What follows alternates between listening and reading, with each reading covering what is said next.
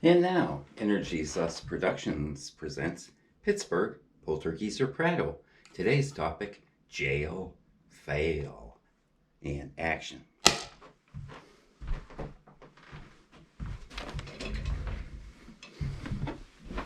Hello and welcome back. Thanks for joining me. Oh, excuse me.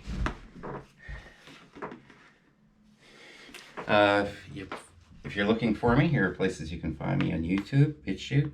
All people are to quantum ponder, formerly known as divination. I'm also on Rumble and Telegram. If you have any questions, watch my past videos. They should answer them. They're all very short. Feel free to copy and share anything I teach or record. Please consider these teachings that I do not author. It will help enable the 100th monkey effect in our newly unifying field. Thank you. Jail fail part 1. We'll call this silencing those who speak out.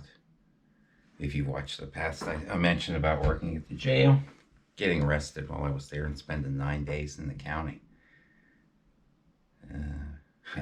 Anyway, death doctor. I get arrested on the loading dock, 500 Ross Street in Pittsburgh, Pennsylvania. I'd been going around doing healings like this. Something I learned from Karma Singh. And I started seeing what I would call black puddles. He called them mind parasites. A man wrote about fictionally because he was afraid to say it was real. He thought no one would take him seriously.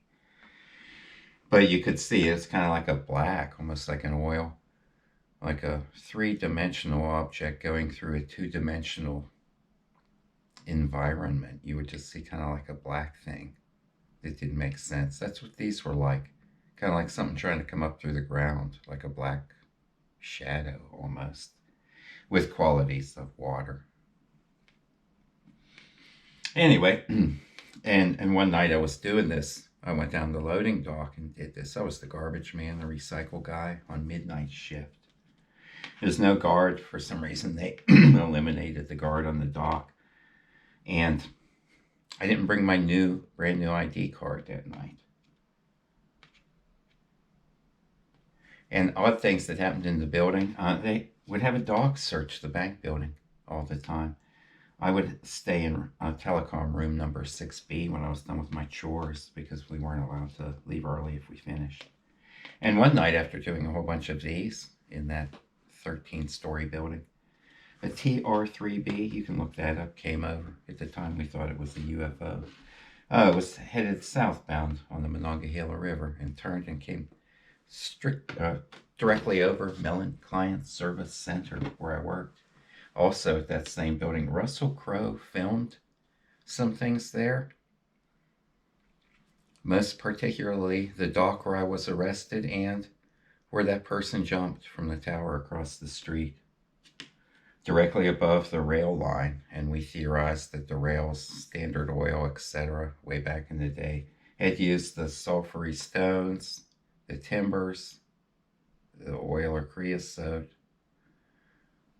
the pins and the rails, and used monoatomic in the center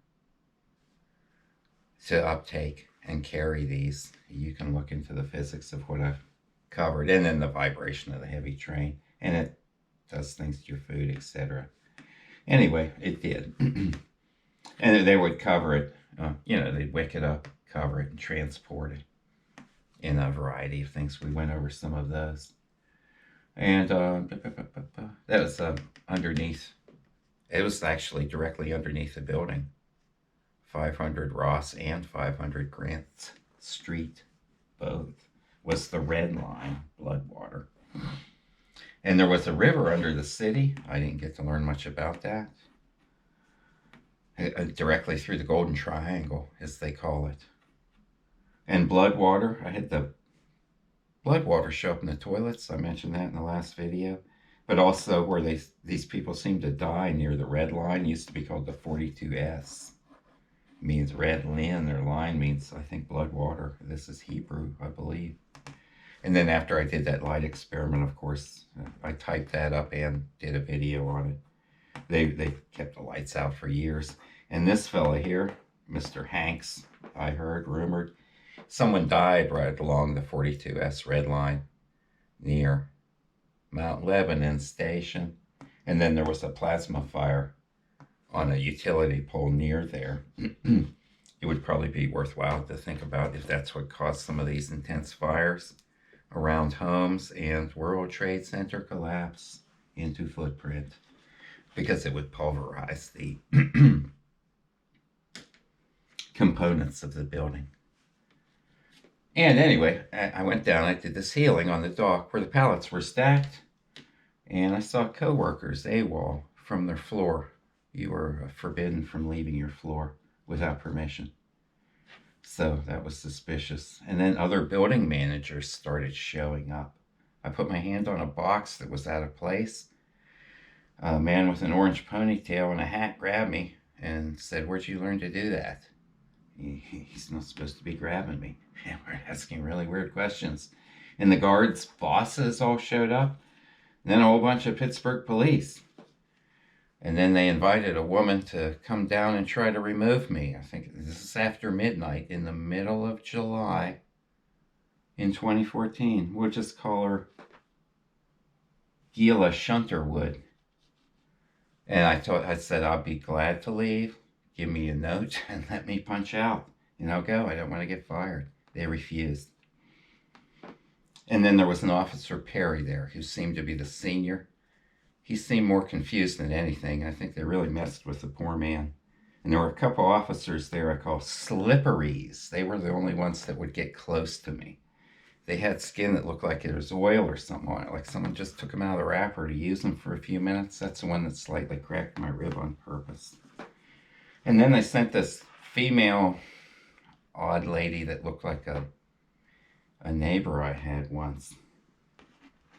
And it was just nonsense. 45 minutes of trying to get me to leave the bank building because I went like this. Same thing at their fountain across the street. I go like this and wake up and all the local police are in my house. Curious thing, on the way home from the jail, whoever I uptook, I couldn't get a ride home, so they gave me a little pass for the T. I was just talking. They call it the light transit, the T.